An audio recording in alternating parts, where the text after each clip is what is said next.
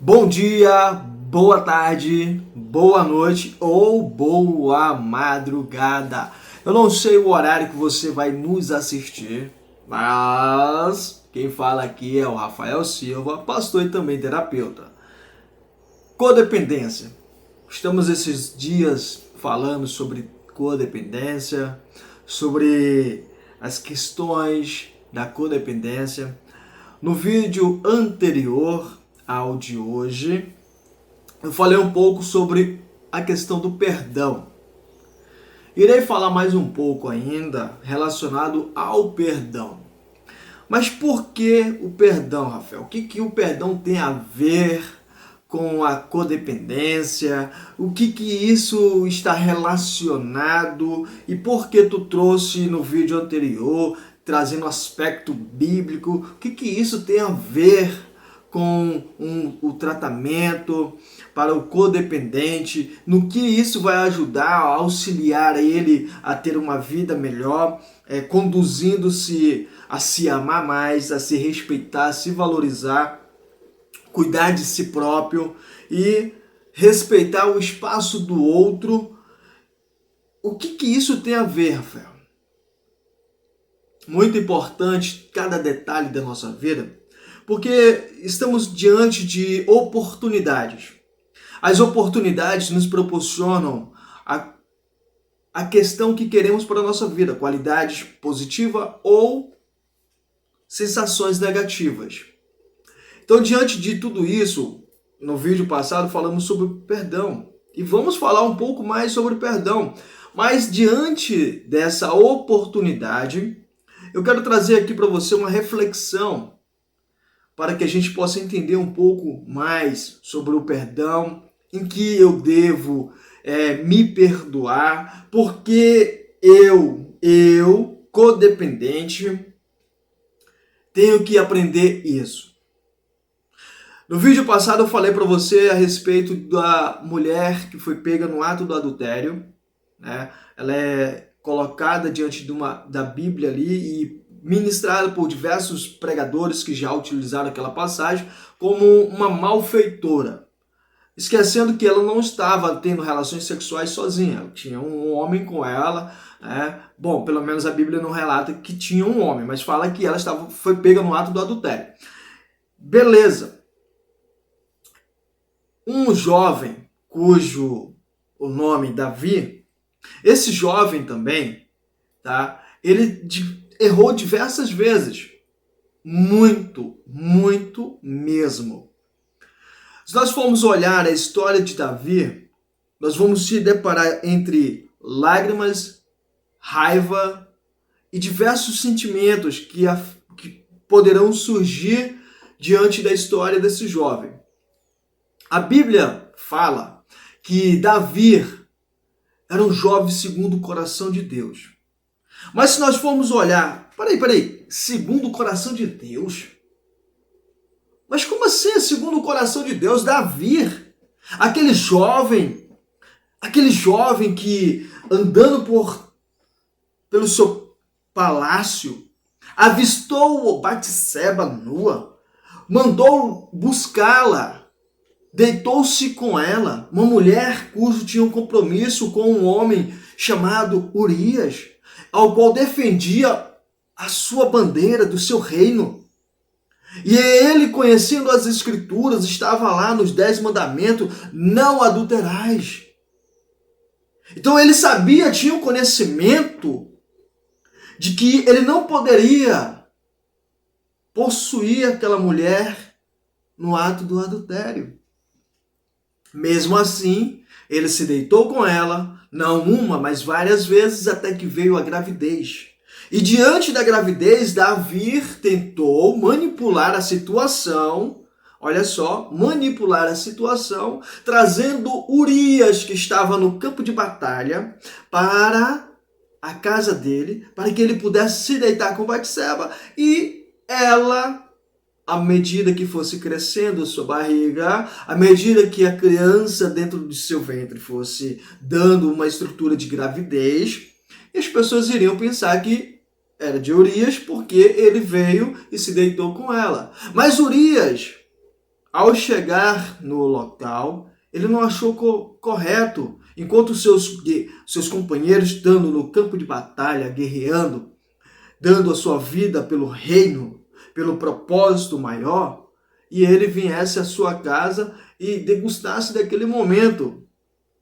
Então ele foi para a frente do templo e ficou ali diante da presença do Senhor.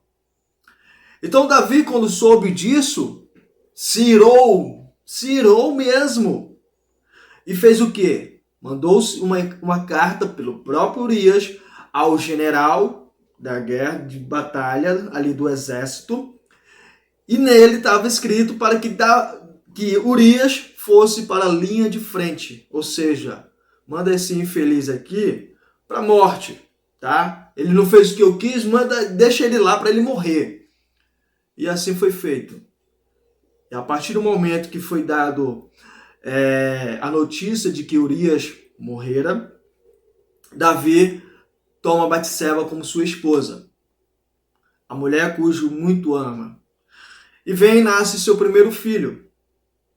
Antes mesmo de todas essas questões, chega o profeta, leva a mensagem a Davi, que Deus mandou levar, sobre o erro que ele havia cometido. E nós nos deparamos diante dessa situação e ficamos assim, poxa, se Davi cometeu um erro como esse, e Deus ainda disse que ele era segundo o seu coração, por que os erros que eu cometo eu não consigo me perdoar? Por que o meu filho que está no mundo das drogas eu me considero culpada? Por que o meu esposo que não para em casa, fica todo o tempo no bar, se embriagando, só chega em casa embriagado, eu não paro de me culpar? Por que eu não tenho a liberdade de olhar para mim diante do espelho e dizer obrigado por existir? Obrigado por ser essa pessoa maravilhosa, obrigado por ser essa mulher incrível, esse homem incrível, esse esposo, essa esposa, esse filho, esse pai, essa mãe, esse avô, avó, tio, tia, essa pessoa, esse ser humano. Por que eu não tenho essa liberdade? Quando nós nos deparamos diante da oração do Pai Nosso, nós aprendemos um princípio muito importante: perdão. Perdoa as nossas ofensas. E logo em seguida damos uma afirmativa: assim como nós perdoamos aqueles que nos têm nos ofendido. Quem é que nos ofende mais? Doutor e psiquiatra Augusto Cury, como eu sempre venho trazendo, porque é um homem respeitável mesmo, em admiração e respeito pelo trabalho que ele desenvolveu e pela visão que foi dada a ele de certos assuntos que eu jamais conseguiria enxergar. Ele fez uma reflexão muito importante que mudou minha rota de pensamento a respeito desse personagem chamado Judas Iscariote.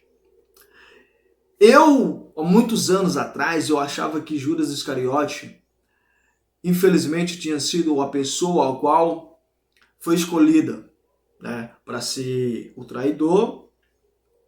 E diante de tudo isso, não tinha perdão.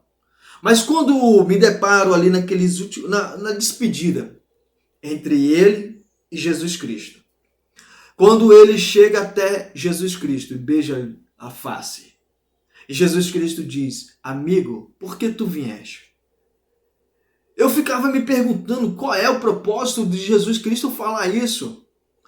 Por que Jesus Cristo falou para Judas Iscariote, aquele homem cujo andava com ele para cima e para baixo, aproveitou e experimentou sensações maravilhosas como profetizar, milagres foram feitos, mortos foram ressuscitados, enfermos ficaram curados, cegos enxergaram, surdos ouviram, mudos falaram, aleijados andaram, e muitas situações importantes. E ele simplesmente o trai por 30 míseras moedas. E Jesus Cristo diz: amigo, por que tu vieste? E o doutor e psiquiatra Augusto Cury, no ano de 2014 me veio o conhecimento, eu não sei que ano foi que ele conseguiu ter essa visão, mas em 2014 foi o ano que me veio esse entendimento através do livro que ele escreveu. E ele fala que Jesus Cristo preferia, de tudo que tem à sua volta, ele preferia perder os bens materiais, ele preferia perder tudo à sua volta, mas ele não queria perder um amigo.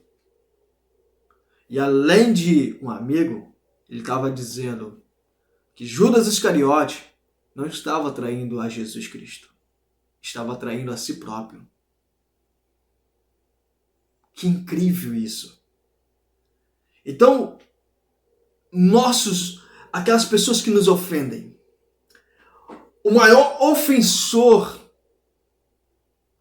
que já foi para mim foi eu mesmo. Não foi as pessoas que já me chamaram de aleijado por eu ter uma deficiência física, me chamaram de saci, me chamaram de isso, aquilo, outro, não.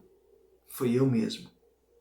Quando eu deixei todas essas palavras adentrar no meu coração, adentrar na minha mente, tomar conta do meu eu e me colocar de escanteio, deixar lá no banco de reserva, enquanto o destruidor tomava conta da minha história.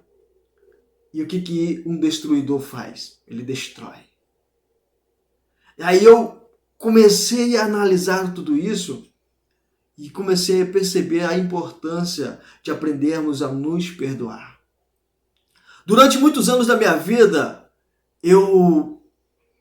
por ter sofrido abuso sexual, eu me culpava por isso. Eu me colocava como culpado. Quando eu comecei a aprender a me perdoar, porque não fui eu. Não fui eu era apenas uma criança. Mas eu comecei a me perdoar, a trabalhar isso em mim, e eu comecei a entender melhor. Hoje, para mim, estar falando abertamente aqui diante da câmera, para várias outras pessoas ouvirem e enxergarem, o processo que levou foi longo e gratificante, porque aprender a me perdoar, aprender a me amar, a me respeitar, a me valorizar. Eu não consigo me amar se eu não consigo me perdoar. Por isso que trago primeiramente aqui como um princípio espiritual, como uma ferramenta a ser utilizada, o perdão. Nós, seres humanos, temos uma facilidade imensa em nos auto-sabotar, em nos destruir, em nos acusar de diversas situações.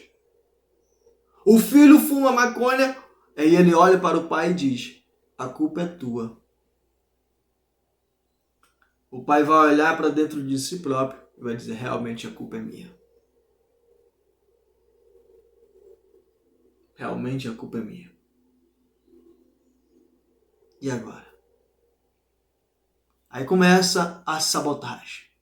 Todos os dias que olhar para aquele filho, ele vai lembrar que ele é o culpado, que foi ele, que agiu de má fé, de algumas arrogâncias e levou a pessoa a usar droga.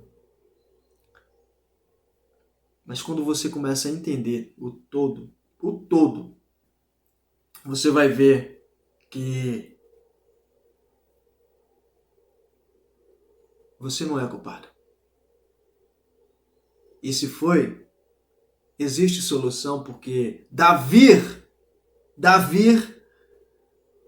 levou Urias à morte, ficou com sua esposa antes mesmo de ele ser morto e ainda foi perdoado por Deus, porque ele se perdoou. Pode olhar a história de Davi. Sabe quem é Salomão? Um jovem que tornou-se naquela época um dos mais sábios, o homem mais sábio da época, um dos mais ricos, o homem que, dormindo, ouviu a voz de Deus dizer: pede-me o que tu queres. E ele disse: dai-me conhecimento para conduzir o teu povo no teu caminho. Salomão, filho de Batseba. O segundo filho de Batseba com Davi, porque o primeiro faleceu. O filho ou fruto do pecado faleceu. Uma coisa de vingança de Deus, vingança? Não. Aconteceu. Mas Davi clamou ao Senhor com amargura em seu íntimo, arrependendo-se dos seus erros. Quando eu aprendo a me perdoar, a me arrepender do que eu fiz, que me destruiu por dentro, que me machucou por dentro, que me destruiu por dentro, e começo a colocar em prática, a vida vai melhorando, eu vou conseguindo me amar mais, me respeitar mais, me ver como um ser humano melhor, porque isso é muito, muito importante. Então você pai, você mãe, você filho, você filha, você ser humano que se tornou codependente, aprenda a se perdoar. Enquanto você não aprender a se perdoar, você vai continuar se desvalorizando, se desrespeitando, sendo um ser humano cujo você não tem nem a capacidade de se olhar no espelho e dizer obrigado por existir. Com sinceridade no seu coração. Se você não aprender a se perdoar, você não vai perdoar o seu próximo jamais. Como dizia Sócrates, conhece a ti mesmo. E quando Jesus Cristo colocou como segundo mandamento, uma lei preciosa, amarás o teu próximo como a ti mesmo. Como é que eu vou olhar para o meu próximo, eu vou perdoar o meu próximo se eu não consigo nem me perdoar? E como é que eu vou me perdoar se eu não aprendi nem a me conhecer? É muito fácil abrirmos nossa boca e dizermos assim, eu conheço fulano. Será que realmente conhece fulano? Se você não aprendeu nem a se conhecer, como é que você vai conhecer fulano? É muito mais fácil abrirmos nossa boca e colocarmos diante dessa situação a vida do próximo do que a nossa. Tem pessoas que, quando estão sós, elas entram em desespero, porque elas se deparam diante de si próprio. Tem pessoas que não conseguem ficar 20 segundos sozinho, porque se depara diante de seus próprios pensamentos, da sua própria personalidade, de si próprio. Ainda mais dizer que ama o próximo sem se conhecer. Então aprenda a se perdoar. Vou finalizar aqui para o vídeo não ficar prolongado e estaremos falando mais sobre o perdão. Tem mais assuntos a ser tratado. Outras ferramentas também vou trazer. E antes de finalizar, quero dizer a você, está chegando o Natal, você que vai conseguir festejar com sua família, parabéns, Deus abençoe poderosamente a sua vida, a sua família. Você que está distante da sua família, assim como eu estou, tá? Fisicamente, mas mentalmente estamos juntos. Deus abençoe poderosamente a sua vida também. Aproveite cada momento, cada instante. Você que infelizmente acabou de perder um ente querido, assim como eu perdi meu irmão, que Deus abençoe poderosamente a sua vida.